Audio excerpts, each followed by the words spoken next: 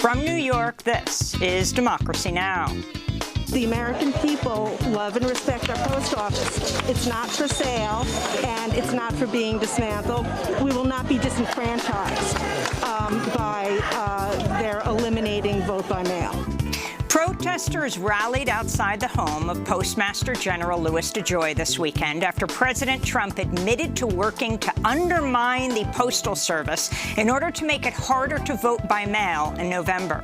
We'll speak to Congressmember Ro Khanna about the crisis at the post office and why he's planning to vote against the Democratic Party's platform at the Democratic National Convention, which begins virtually today. We'll speak with Black Lives Matter activist Cori Bush, who appears set to be headed to Congress after defeating 10-term Congressmember Lacy Clay in a major primary upset in St. Louis. It is historic that this year of all years, we're sending a Black working class single mother.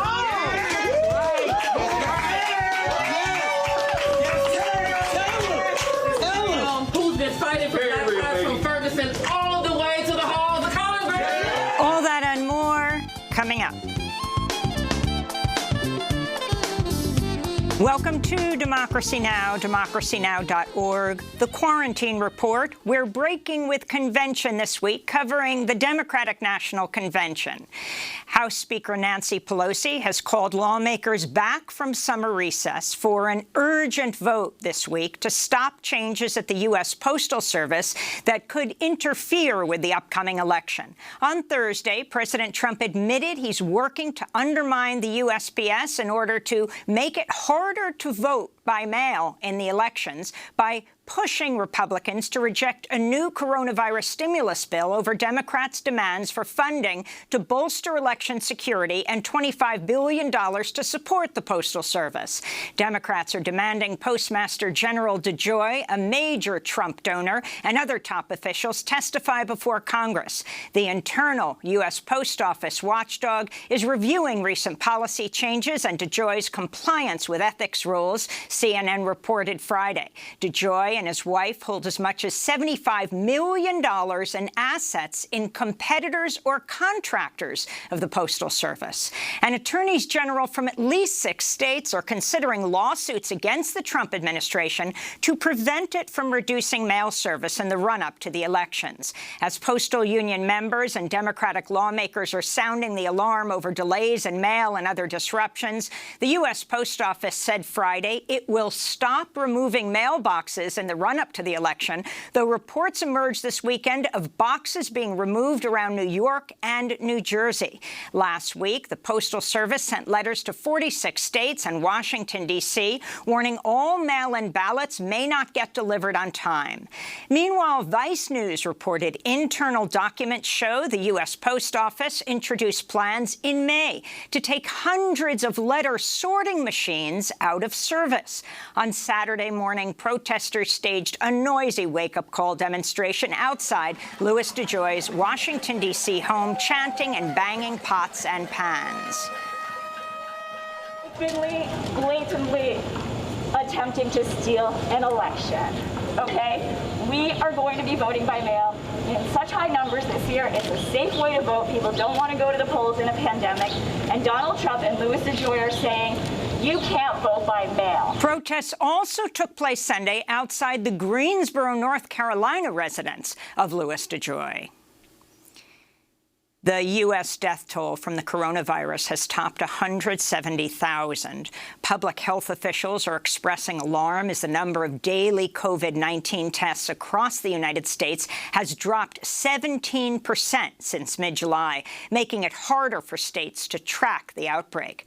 The Centers for Disease Control is warning infection rates are, quote, steadily increasing in children. This comes as millions of students prepare to return to school. In Arizona, one school district outside Phoenix has canceled classes for a week after teachers threatened to stage a sick-out. New data is coming to light about how the pandemic is disproportionately impacting people of color.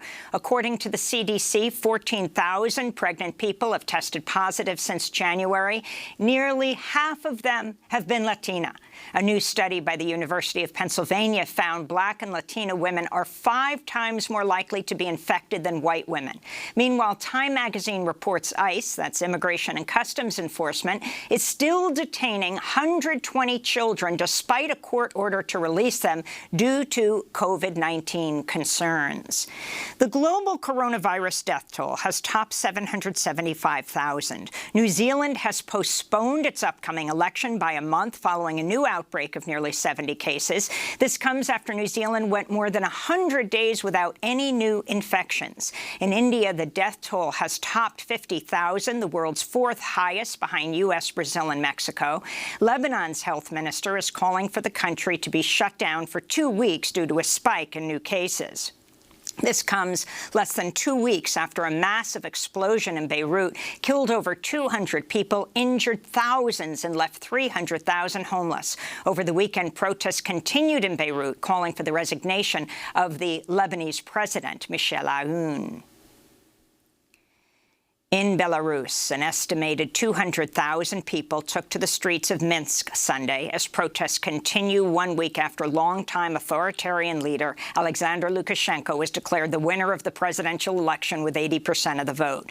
The European Union is considering imposing further sanctions on Belarus, and Amnesty International said jailed protesters likely suffered widespread torture. At least 2 people have died during the protests. Workers across a range of industries, including state-run factories, have joined the protest movement by going on strike. In Thailand, student-led anti-government protests continue, with over 10,000 people taking to the streets Sunday, the largest demonstration since the 2014 coup put a military junta in power. Protesters are calling for a new constitution, democratic reforms, and constraints on the power of the monarchy. They are not happy with the dictatorship government over the past 6 years. They have been harassing the people who came out to call for their rights. They failed in shoring up the economy. They couldn't even manage the relief packages for the people during the COVID-19 crisis. In Somalia, at least 16 people were killed, including government officials, after al-Shabaab militants detonated a car bomb outside a hotel and seized hostages in the capital Mogadishu on Sunday. Over 200 people were rescued after a 4-hour confrontation between Somali special forces and al-Shabaab. In Ivory Coast, at least 6 people have been killed and more than 100 wounded in recent days as protests intensify against President Alassane Ouattara's announcement last week that he would run for a 3rd term in the upcoming October elections. Police have reportedly used tear gas and shot at protesters. Opponents say Ouattara's bid for re-election is a violation of the constitutional 2-term limit.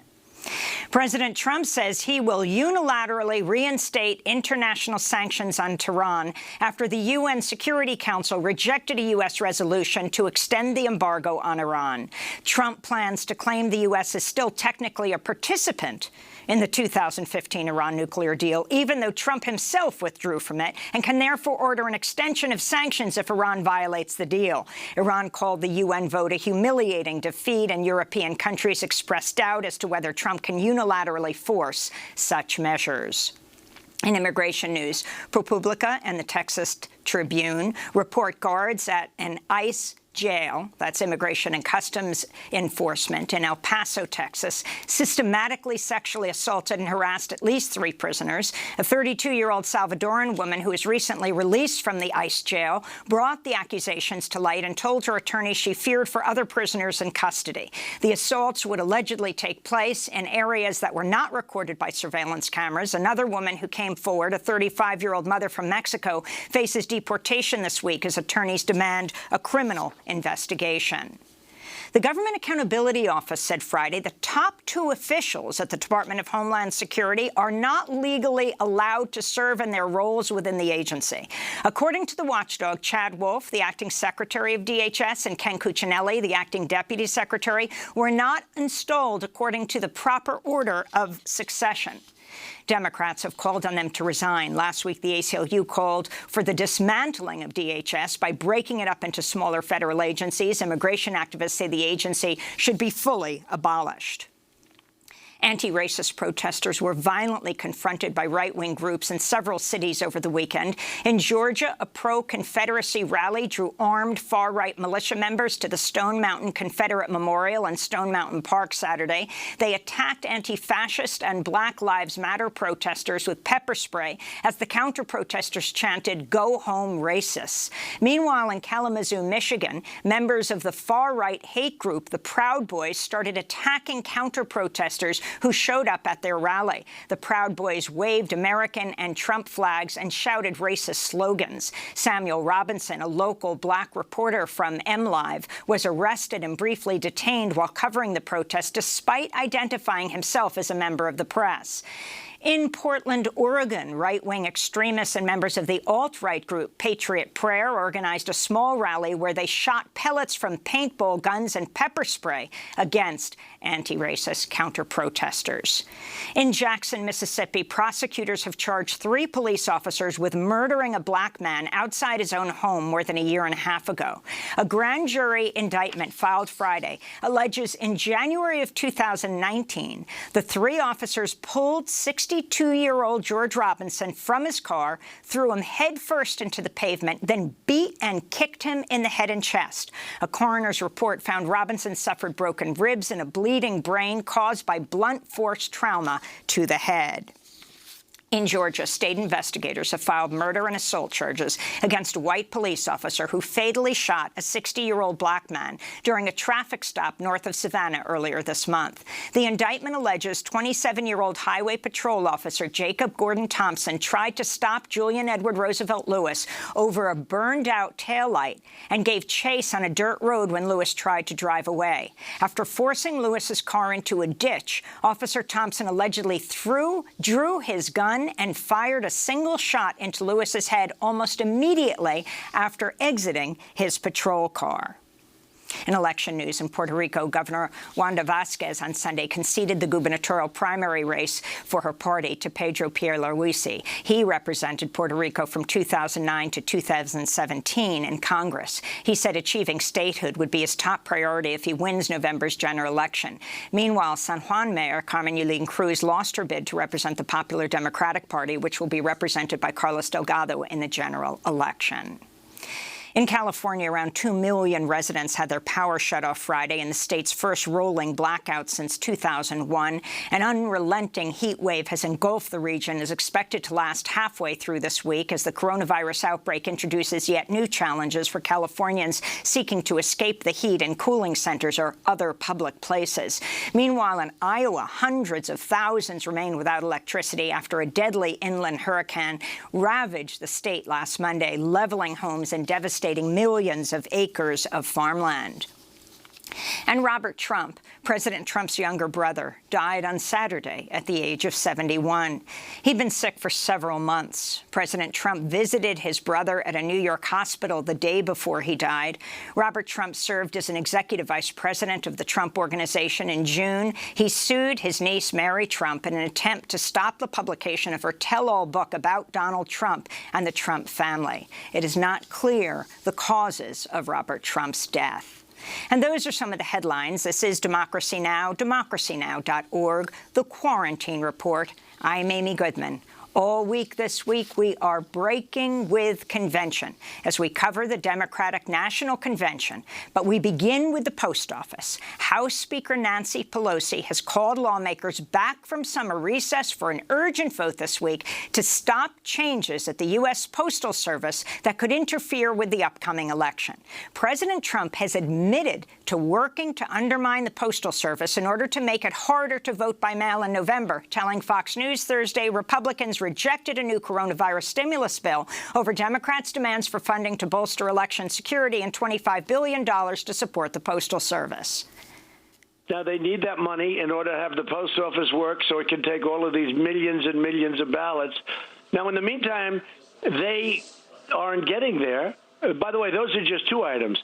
But if they don't get those 2 items, that means you can't have universal mail-in voting.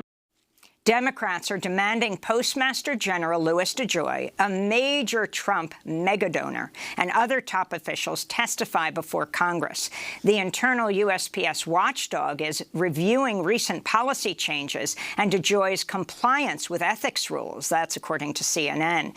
Meanwhile, the U.S. Post Office said Friday it would stop removing mailboxes in the run-up to the election, even as reports emerged this weekend of these boxes being removed around New York and New Jersey and other parts of the country. Last week, the Postal Service sent letters to 46 states and Washington, D.C., warning all mail-in ballots may not get delivered on time. Vice News reports internal documents show the USPS introduced plans in May to take hundreds of letter sorting machines out of service. On Saturday morning, protesters staged a noisy wake-up call demonstration outside Postmaster DeJoy's Washington, D.C. home, chanting and banging pots and pans. This is openly, blatantly attempting to steal an election, okay?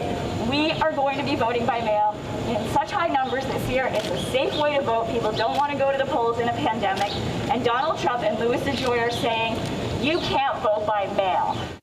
Protests also took place Sunday outside the Greensboro, North Carolina residence of Postmaster DeJoy. This all comes as the Democratic National Convention kicks off virtually today, supposedly in Milwaukee. But our next guest, Democratic Congressmember Ro Khanna of California, will be voting no on the DNC platform. We'll find out why. But first, Ro Khanna is joining us from Washington, D.C. He's a member of the House Oversight Committee. That's the Committee on Oversight and Reform, where Postmaster General Louis DeJoy is set to testify a week from today. Welcome back to Democracy Now!, Congressmember Khanna. Why don't you lay out for us the crisis of the Post Office with President Trump openly admitting on Fox that he is trying to defund the Post Office so that people cannot mail in their votes, although he and his wife plan to? Thank you. Well, it's a very, very serious issue, and the president has seen the polling. He sees the polling that says that the overwhelming of Democrats want to vote by mail because we've listened to a lot of the science, and people are concerned about the safety on the pandemic, and a lot of the Republicans don't want to vote by mail. So Postmaster General has taken a deliberate attempt to remove vote sorting machines. Coincidentally, these vote sorting machines are being removed in battleground states. There's some reports that they're being removed in areas where Hillary Clinton had done well. The Postmaster General has already ordered no overtime, so he's shortening and lessening the staff time to make it harder for ballots to get delivered on Election Day. Why does this matter? Because in the battleground states, many of the states have a law that if the ballot is not received by Election Day, that ballot doesn't count. That is the law in Pennsylvania and in Michigan and a number of other states. So you could see a situation where millions of people vote, their ballot is sent, even in some cases a week before. It doesn't get to the election officer by Election Day, and it's discarded. And that, in my view, is a deliberate strategy to try to disqualify millions of votes and for the president to try to steal this election. So you were all supposed to come back in September. House Speaker Nancy Pelosi has called you back earlier. Explain what's going to happen in your committee, Congressman Khanna, in the Oversight Committee. Well, Amy, my view is we should have never left. I mean, first of all, we still have the urgent task of getting people resources. They've been unemployed. We don't have the unemployment extension. We don't have rental assistance. We don't have a stimulus check. So we need to be in Washington. But we need to do a few things as concerns the post office. First, it's not enough to just at this point give the post office money. I mean, DeJoy is not going to spend that money in a way that we can trust. We need to have very specific legislation that dictates exactly what the post office needs to do, the number of staff members they need, the shifts they need, the mail sorting equipment they need. It has to be statutorily spelled out. And I believe there needs to be criminal penalties for the Board of Governors or the Postmaster General for not following that. I mean, what is absurd is you have the board governor as a former RNC chair who ran Mitch McConnell's super PAC. It makes absolutely no sense for a mature democracy to have the post office being run currently by political hacks. And we need to have legislation that basically takes over the administration of the post office until the election. Obama's campaign manager, one of them, David Plouffe, tweeted, 1, primetime hearings, 2, subpoenas to Trump White House and camp officials. This is a RICO case. 3, visit local post offices with cameras, show people what's happening. 4, events with those getting prescriptions late. 5, involve governors. 5, no rest, no vacation, go to war for our country. This is not, so if you can talk about what he's referring to here, and this issue of getting veterans and everyone else getting their prescriptions, the question of why Trump would be doing this when he gets a lot of rural support and so many people in rural areas. I mean, the post office is one of the most popular agencies in this country, older than the United States itself, 1775. Well, David Plouffe is absolutely right, and he's been a very strong voice on this. And I do think we have to win the narrative to let people know what the president's doing. And you're absolutely right. It's going to hurt him in rural communities. It's going to hurt him in a lot of places that voted for him, because people are going to realize it's going to take longer for them to get their medicine. It's going to take longer for them to get essential equipment and packages. But the challenge is that the president has calculated that's fine, that he's willing to have that kind of slowdown in order to potentially disenfranchise millions of people. So while we have to, I agree with David Plouffe, we have to be as loud as possible of letting people know what this president is doing to the post office. We also need to solve the fundamental problem to make sure that the president can't do it. And I don't think political demonstration and political outrage is going to be enough. We've seen that this president is totally indifferent to public sentiment. So how do we get the post office to actually follow regulatory guidelines with the threat of criminal sanctions to make sure that they are delivering the mail? I think that is going to be a large focus of these hearings. And the fact that the Postmaster General, Louis DeJoy, a mega donor for Trump, headed up funding the Republican National Convention, and his wife are major investors to the tune of something like 75 million, perhaps to 100 million, in competitors to the post office and contractors. This didn't come out in Postmaster General Louis DeJoy's release of documents, but in his wife, Vash, who is President Trump's choice to be the U.S. ambassador to Canada.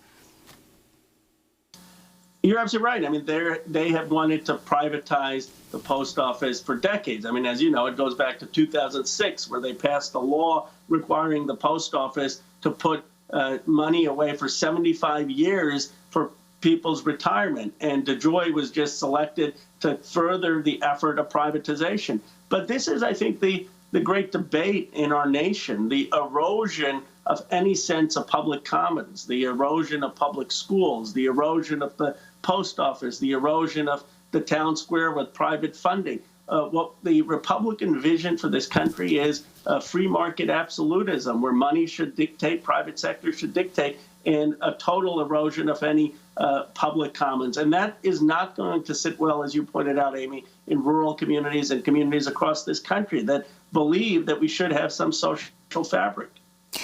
The DNC, the Democratic National Convention, officially kicks off tonight with a focus on the coronavirus pandemic, the economic downturn, the national uprising to demand racial justice. The lineup includes speeches from former First Lady Michelle Obama and Senator Bernie Sanders, as well as New York Governor Andrew Cuomo, Michigan Governor Gretchen Whitmer, and Washington, D.C. Mayor Muriel Bowser. Joe Biden will also speak in a short video about racial justice.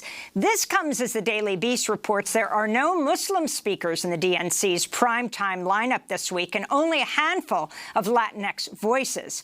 There are a number of Republicans. John Kasich will be speaking tonight. Congressman Khanna, you published a column on Common Dreams titled "Why I'm Voting No on the Democratic Party Platform." You write, "History teaches us that the Democratic Party has sometimes faced an issue so great that it alone should be the yardstick for measuring the wisdom of voting for or against the platform. This is one of those times. I believe that moving away from a profit-based healthcare system is the moral issue of our time, and in the final analysis, because of that belief, I could not vote for a platform that lacks a clear statement supporting Medicare for all." Explain. Well, I am very enthusiastic about supporting Joe Biden and Kamala Harris to defeat Donald Trump, but I cannot vote for this platform that does not have universal health care as a right. I mean, we've seen millions of people lose their jobs. They should not lose their health care. This, to me, is about basic dignity. How can you say that a person's health care should be tied to whether they have a job or their employment? This was part of our platform until 1980. It was stripped during the Reagan Revolution. If we can't come around and say we are for Medicare for all at a time of a pandemic, I don't know when we will. And so I'm very proud that hundreds of delegates are going to vote against this platform while supporting Joe Biden. And I think that's a great strength of the Democratic Party, that you can have intellectual dissent and yet have a common goal. There is interesting language on Medicare for All. It says, "We're proud our party welcomes advocates who want to build on and strengthen the Affordable Care Act and those who support a Medicare for All approach. All are critical to ensuring that health care is a human right."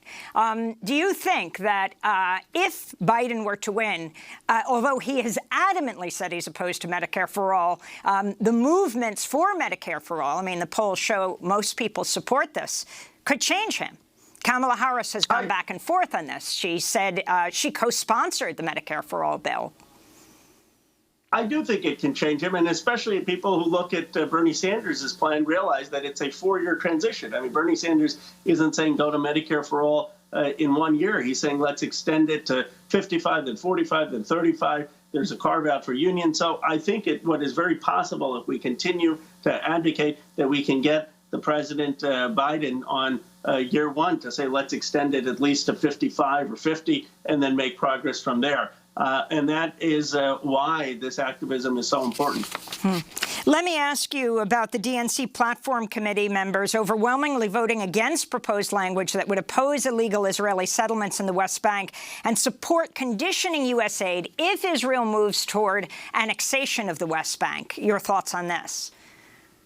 Well, I think we needed to make it very clear that those settlements are illegal, that any annexation is illegal. And in the past, again, there has been always the American president's ability to say that we aren't going to provide aid to Israel when it contradicts our policy interests or human rights. We did this. I mean, Reagan did this when Israel bombed Iraq. There was a restriction on aid. Other presidents have done it. George Bush Sr. did it on loan guarantees. So this is not something far out from our party's tradition. And I do think there needs to be a clear statement on Palestinian rights. I think we need to speak out more clearly with the UAE-Israel agreement. I mean, it's a good thing that anytime countries are at peace, but that cannot be at the expense of Palestinian rights. UAE, as you know, has been responsible in part for the Yemen bombing. And there has to be clarity that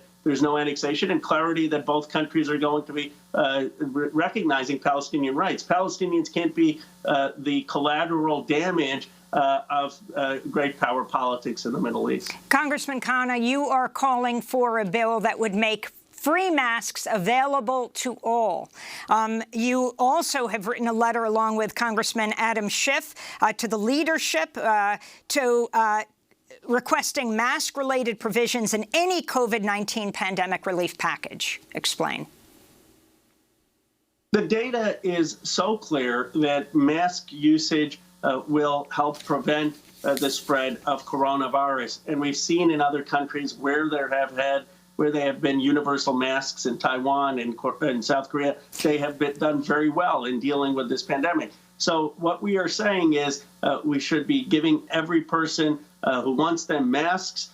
This is our responsibility. When I go vote in the United States Congress, they give me a mask. Why can't every worker who's doing that have that option? It, A, serves as a reminder to them about the importance, and B, it makes sure that they have these masks if they're doing jobs that are putting them at risk. Finally, Senator Harris, the new VP, the presumptive VP nominee from your state, California, she is also, like you, Indian American, as well as African American, Caribbean American. Your thoughts? Well, it's a matter of great pride. I mean, her story is so inspiring. Her mother, an immigrant from India. My parents were immigrants. And the fact that she could, through sheer hard work and public service, rise up and today be hopefully the next vice president of the United States is inspirational. And it is a glimpse into our multiracial, multi-ethnic future, a total difference than Donald Trump. I will say one thing on the total obliviousness to history that Donald Trump and people there have shown. I mean, Trump's favorite president is Andrew Jackson, who has a very checkered history and record. But Jackson was the son of two immigrants. His brothers were born in foreign countries. So to be attacking Kamala Harris is not just racist. It actually displays an ignorance about American history. Ro Khanna, we want to thank you so much for being with us. Democratic Congress member from California, member of the House Committee on Oversight and Reform. Next, we are going to speak with a formerly homeless African-American Black Lives Matter activist. Her name is Cori Bush. She just won the Democratic primary in Missouri after defeating 10-term Congressmember Lacy Clay in a major primary upset in St. Louis. Stay with us. We're going to the party. We're going to the game. We're going to the disco. We're going to cruise out, man. We're stealing people's mail. Stealing people's mail. Stealing people's mail. Stealing people's mail. Stealing people's mail. Driving in the mountains, riding around, rummage through your mailboxes, take your mail back to town. And we got banks when it gets tax returns, checks and politicians trying to make they burn. Money bills and candy checks, pretty funny pictures of your kids gonna steal your mail. On a Friday night, we're gonna steal your mail, like a family night. We got grocery time, we'll have to grocery time, we'll have to grocery time, we'll have to grocery time, we'll have to grocery time, we'll have to grocery time, we'll have to buy the lives of you. Stealing people's mail by the dead Kennedys. This is Democracy Now! We are breaking with convention. I'm Amy Goodman. As we turn to one of the growing number of young Black progressives likely headed to Congress this November, Cori Bush won a stunning primary upset earlier this month over 10-term incumbent Congressmember William Lacy Clay, whose family has represented the St. Louis area congressional district for more than 50 years. Cori Bush is a single mother and a nurse. She was formerly homeless, was a leader in the 2014 Ferguson uprising over the police killing of 18-year-old Michael Brown. Just 2 months before Michael Brown's death, her primary opponent, Congressman Lacy Clay, then Missouri's representative, voted against a Democratic amendment that would stop the military from providing police forces with heavy weapons and vehicles. She was endorsed by the Justice Democrats and the Sunrise Movement. Senator Bernie Sanders was the only member of Congress to endorse her ahead of the election, and her grassroots campaign shunned corporate PAC money in favor of individual donations. But she had an army of supporters who made 500,000 calls and knocked on 25,000 doors. This is Cori Bush addressing supporters after her primary victory August 5th. Almost 6 years ago to this day, Mike Brown was murdered. Yes. Murdered by the police in the streets of Ferguson, Missouri. I was maced and beaten by those same police officers in those same streets. 6 months from now, as the first Black Congresswoman in the entire history.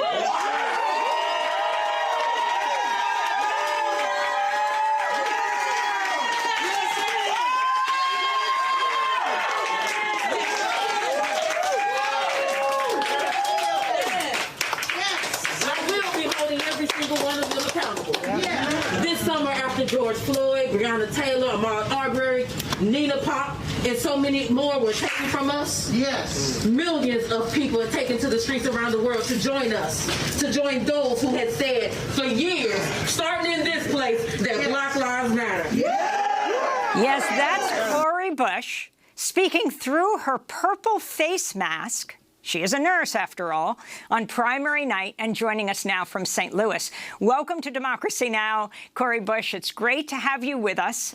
Can you talk about this incredible upset? You had challenged Congressmember Clay in 2018. You narrowly lost, but you are back at it again and won. Yes, I mean, thank you for having me on.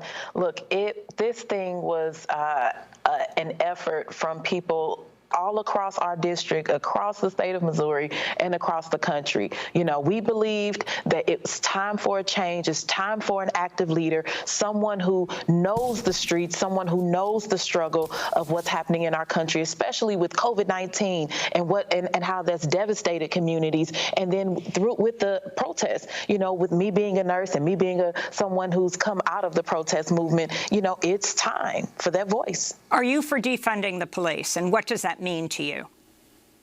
I am for defunding the police, and for me, it's a reallocation of funds. Doesn't mean the police won't have money to pay their bills and pay their salaries. It doesn't mean that, you know, they won't be funded. What it means is that there won't be areas of overfunding while we have areas of underfunding in other places, such as making sure that there is money for our human services in our community, money for social programs, money for health and hospitals. When COVID-19 hit our community, you know, our unhoused population, you know, you know, they weren't in a position to be able to really be cared for properly. And then also, what about why do our police officers have to be social workers instead of paying social workers? We have people that go to school for that type of work. Why don't we have more social workers? And we don't need money for tear gas. We don't need money for rubber bullets and bear mace and all of that. We don't need to stockpile SWAT gear. We need to make sure that people have their needs met. And so that's one way of doing it. You talk about all the militarization of the police. We certainly saw that in Ferguson, which was seminal in your rise as an activist. Can you talk about that? I mean, you live right near where Michael Brown was gunned down. Yes, and you know what, the thing is, you know, I grew up watching civil rights footage and you know, and it was kind of like, this thing is over with, like, you know, like, you're free now, you know, do whatever you want, you know, but then the reality was that wasn't true. And when we saw this 18-year-old, my son is 20, when we saw this, so I'm calling Michael Brown a baby, when we saw this 18-year-old baby lying in the street for 4.5 hours in the hot St. Louis sun, you know, uncovered, you know, and just the idea that he deserved justice and we couldn't get it, you know, so yeah, we took to the streets, and there was no playbook before that said, hey, this is what you do if this happens in your community during your time. You know, we showed up and we reacted. And we kept that thing going. We protested more than 400 days. Look, people were beaten, you know, like I said before, tear gas, mace, rubber bullets. Real bullets were flying, but we kept coming back. I myself was assaulted, you know, by police during that time. Not being a violent person, you know, me personally, I'm nonviolent. I'm not peaceful, but I'm not violent. But violent came back at me. But you know what? We stood in 2017 after the verdict from Jason Stockley after the murder of Anthony Lamar Smith in St. Louis, and then also again for George Floyd and Breonna Taylor and so many others. We continue to stand because Black lives have to matter in this country. And the only way that shows, one way that shows, is when we have equity and when we have our police treating Black people the same way that other people in this country are treated. We deserve respect. I want to ask you about the Democratic ticket. Brianna Joy Gray, the former National Press Secretary for Bernie Sanders 2020, tweeted last week, "We're in the midst of the largest protest movement in American history, the subject of which is excessive policing, and the Democratic Party chose a top cop and the author of the Joe Biden crime bill to save us from Trump. The contempt for the base is wow." Your thoughts both on Senator Harris being chosen to be the VP nominee and Joe Biden himself, Cori Bush. Yeah, so, you know, that was Joe Biden had it was his pick and he chose her. Now, what, I've said before, I'm not going to tear down another woman of color. I won't be party to that. But, I can't overlook her past. And, she has evolved in some ways. And so I applaud her for that, but we can't forget about the people that were hurt along the way. People our incarcerated community, our Latinx community, and, what about our single parents and our unhoused communities that have gone through so many things because of decisions that she has made. So I can't just overlook that because I'm one of those people. I may not have been living in California, but I've gone through so many of those things myself. So I can't, you can't just leave us bleeding in the street and now everything is great because somebody else has figured it out, So what do we do for those people? So I'm standing with those people. I do applaud her though for her success. All the young girls and all our elder women that are looking, saying, finally we have somebody that could possibly be going into, the VP spot. I applaud, we honor that, but we won't leave behind people that needed that voice at that time. So I'm going to be here for them. And as far as Joe Biden, that's the person who became the Democratic nominee, the presumptive nominee. So that's who we're going to rock with. And I'm saying rock with it. We have to get Donald Trump out. And the thing is all of those people those different groups that I just named, we're also groups of people that will be hurt more under a Trump administration another 4 years, because he's been wilding out. He's been doing whatever he wanted to do basically for the last 4 years. So what can we expect with 4 more? It'll be worse. You mentioned the unhoused population. You yourself were homeless. You also came down with COVID-19 not once but twice. Quickly tell us about you. What brought you here, how you got here, your history.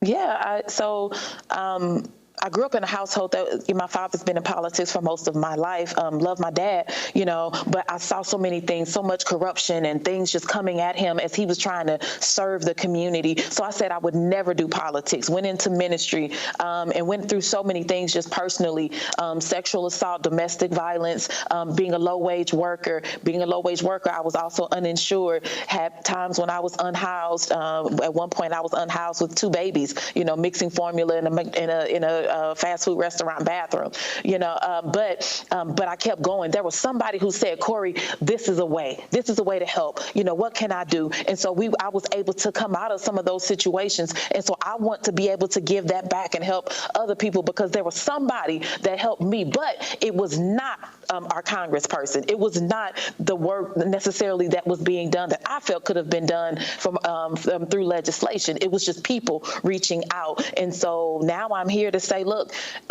somebody helped me, so let me be that someone to help someone else. But I will not sit by and be quiet, while we have these systems of injustice going on in our communities. And so if people want me to tear something down, I'll tear down corruption and greed and injustice and racist systems. What do you want to hear, Cori Bush, from your party's convention this week that begins tonight? First of all, I wish I was hearing that we had, I wish Medicare for All was on the platform. It's sad that you've been without health insurance when you were running for Congress. I'm without health insurance right now. And even when I went through my COVID-19 situation, that lasted me 2 months. I was hospitalized twice, and my bills are stacking up right now. And so we have to do better for our people. We can't, when 33% of people, can't get the resources that they need for health care, when we know that 60,000 people could die, a year not having health care. That's important. And it's important to me. And how do we build equity? How do we build racial equity without addressing that and addressing it properly? So I would have loved to hear that. But I would also love to hear, we may not have it all together right now, but let us get into this seat and we're going to start having these conversations and doing some things differently. We hear you. That's what I want to hear. We hear you. We've made some changes as far as the climate crisis and that platform. We've made some changes in other places. Yes, we want to make sure that we stand with the Voting Rights Act and all of that. Absolutely, I do stand with those things. But we cannot allow people to die. Cori Bush, I want to thank you so much for being with us. A nurse, Black Lives Matter activist who defeated 10-term Congressmember Lacy Clay in the Democratic primary earlier this month in Missouri's 1st congressional district. Clay and his father, Bill Clay, have been Congress members representing that area since 1969.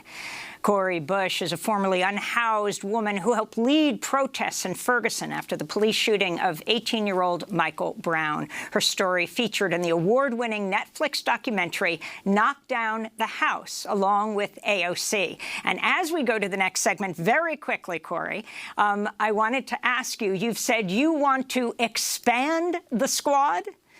The squad being, of course, Rashida Tlaib and Ilhan Omar. Both of them were just reelected in their primaries. AOC, of course, Alexandria Ocasio-Cortez, and Diana Pressley, who's facing a primary in Massachusetts. Yes, we have to expand the squad. We're bringing, you know, a different flavor. We're bringing our progressive values, and we're standing on what we believe, and we're bringing our experiences. We're not so far removed from the things that the rest of the people that in our districts are facing, and it's happening all around the country. I remember what it was like to have a shut-off just a year ago, you know, with a utility shut-off. I remember what it's like to be evicted. You know, those things are very close to me, and so I'm going to fight, and that's why we have to expand the squad. We have been in these situations that so many people have faced recently. Cori Bush, thanks so much, and we're going to be checking back with you. Next, we go to Honduras, where 5 Afro-Indigenous Garifuna land defenders were kidnapped last month, haven't been seen since. Honduras is one of the most dangerous countries in the world for land and environmental defenders. Stay with us. Don't you run when you hear the sirens coming. When you hear the sirens coming, you better not run, because the siren's not coming for you. What have you done? You went to school that day. Was a bit late, but it was a Monday. Kept after class for answering back. You apologized and ain't harming that. What have you done? There's no need to run. If you've done nothing wrong, blue lights should just pass you by.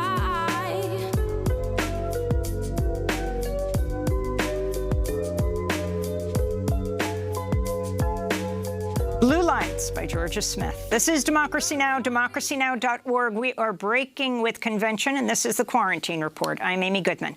We turn now to Honduras, where preliminary hearings are set to begin today for one of the men accused of murdering the indigenous environmental activist Berta Cáceres, who was shot dead in her home in Honduras by hired hitmen in 2016. A judge will decide whether the case against one of the alleged killers, David Castillo, gets sent to trial.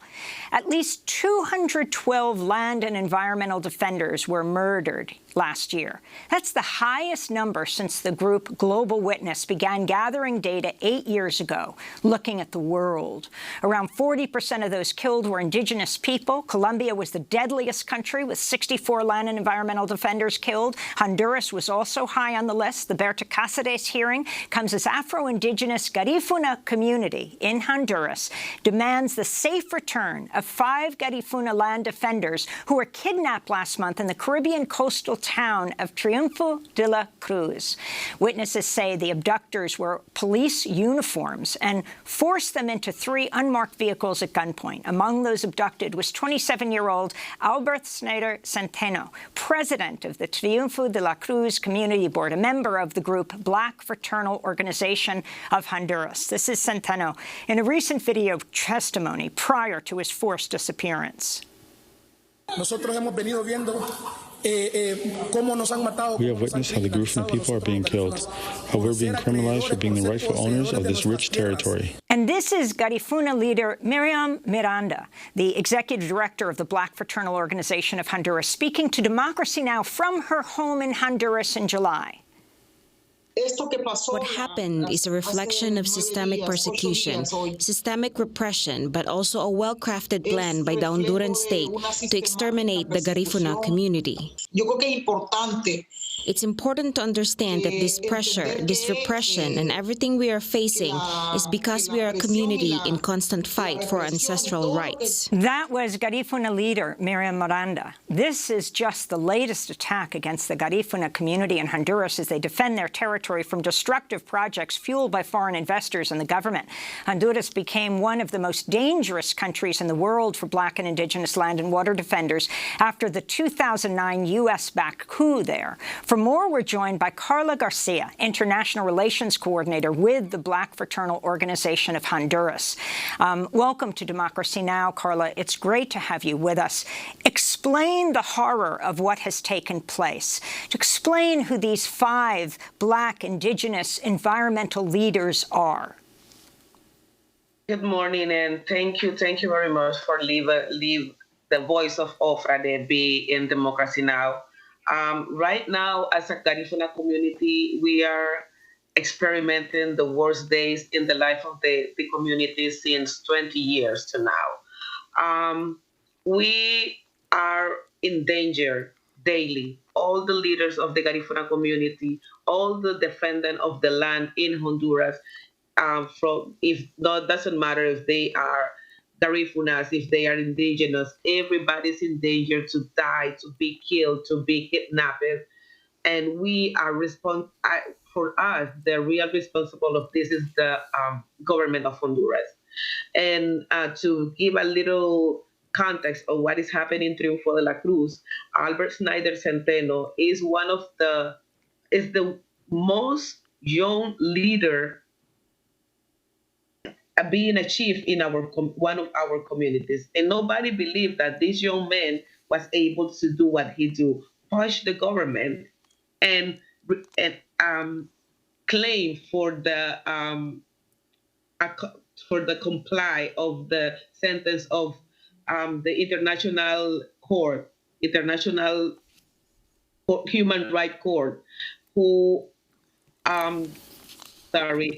the International Court is Honduras needs to obey the International Court rules and give back the land to the Triunfo de la Cruz, and they are trying to don't do that. And that's why they kidnapped Albert Snyder Centeno, to make the community walk back or make a step back. But we are not doing that because it's enough. It's too much people dying, too much people in danger, and our next generation needs the land to continue living. You know, I wanted to turn to another clip of Garifuna leader Mary Miranda speaking to Democracy Now! From her home in Honduras last month.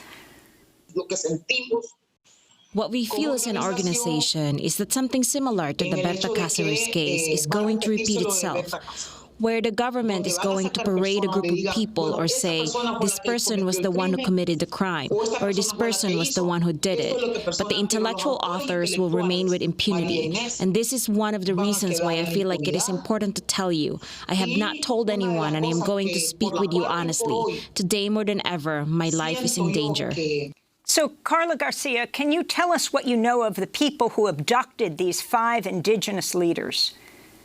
So what is the situation? They arrived on June 18, dressing official police clothes, and they went inside of every house, and they asked for those guys, those kids, and they removed them from the police, from their houses, from the community, and they disappear. So if this happening with 5 indigenous or Garifuna men inside of the community, what cannot happen with the people who is in the front line, as happened with our hermana Berta Cáceres? They are going inside to the houses and they are killing everybody with impunity. So that's why Miriam is saying, today, more than ever, my life is in danger, because a month before this kidnapping, one of our Garifuna members who came to the International Court also for the case of Punta Piedra, he disappeared. He was kidnapped. And 6 days later, we found him in a river, died, killed.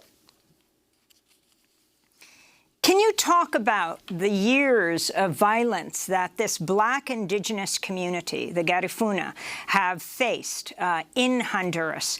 And talk about the president, Juan Orlando Hernandez. He is trying to smear the group that were disappeared, saying they're involved in drug trafficking. Who we know is involved in drug trafficking is Joe, that's J-O-H, Juan Orlando Hernandez's brother, and he has been implicated. The president himself as well, who was supported by the Democrats as well as by President Trump.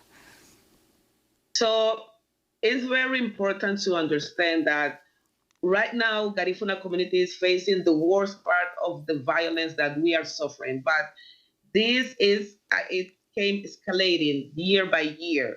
And just 2019, we cry for the death of 19 of our leaders in the different Garifuna communities. And all the response from the government is, if it's a woman, it's a passionate crime. If it's a man, he is involved in narco trafficking, or maybe he is part of the gangs or Omaras.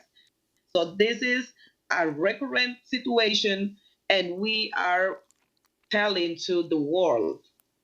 Let me tell you something. I became U.S. citizen, and my heart is in two parts because I have my heart in Honduras and I have my heart in the United States. I love both countries.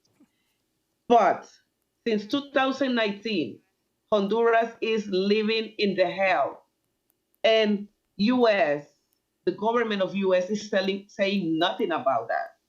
Everybody knows about the brother of the president, the actual president. He's here in jail. The name of the president of Honduras is involved in bad activities, in narco traffic activities.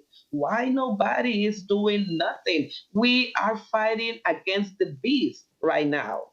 And I know that U.S. has the best people in the world, as Honduras too. So I claim for help. I claim to open their eyes. Open your eyes. All the people who is dying there have the same blood that you have here. Minnesota Congressmember Ilhan Omar, who just won her primary, and several other Congress members are denouncing plans by the Trump administration to invest $1 billion over the next 3 years in a hydropower project in Honduras, plagued by accusations of corruption and human rights violations. And this goes to President Trump's support for the president right now, who is attacking the 5 Garifuna leaders who have been abducted. Carla Garcia, can you talk about the connections you see? The land that we preserve is rich. It's rich. And it's the same thing that the land that the indigenous communities in Honduras or across America, because if you see what is happening to the Garifuna community, it's happening across America to all the indigenous and Black communities. Why? Because we live in common union with the Mother Nature. We take care of the Mother Nature. We don't take away from the Mother Nature what we don't need. So now everybody needs our rivers. Everybody needs our land, our sea, everything that we have to live is supposed to go to other people. I want you to pay close attention to the letter that the congressman sent, because U.S. is facing the immigration situation. Why you think the people is migrating from Honduras in this scale? Why the Garifuna community is coming in caravans to United States? Because the government of Honduras is taking away everything that they have and all the opportunities for the next generation. If the money go to from United States to Honduras to invest and continue taking away what the community needs to continue living, people will continue coming to United States. So this is a problem that we need to cut from the roof. If not, our people will come to this country to suffer, to wait, to be treated as a criminal, as they are being treated in their own country. Carla Garcia, we want to thank you so much for being with us. Of course, we will continue to follow this very grave issue in Honduras. Carla Garcia is International Relations Coordinator at the Black Fraternal Organization of Honduras. All week, Democracy Now! Will be breaking with convention as we cover the Democratic National Convention, which virtually begins this evening. We'll bring highlights of the speeches of everyone from Bernie Sanders tonight and Michelle Obama and others. That does it for today's show. Democracy Now! Is produced with Mike Burke, Renee Phelps, Dina Guzder, Libby Rainey, Nermeen Sheikh, Maria Taracena, Carla Wills, Tammy Warnoff, Tarina Nadura, Sam Alcoff, Tay Maria Studio, John Hamilton, Robbie Karen, Hani Massoud, Adriano Contreras. I'm Amy Goodman. Stay safe. Wear a mask. Thanks.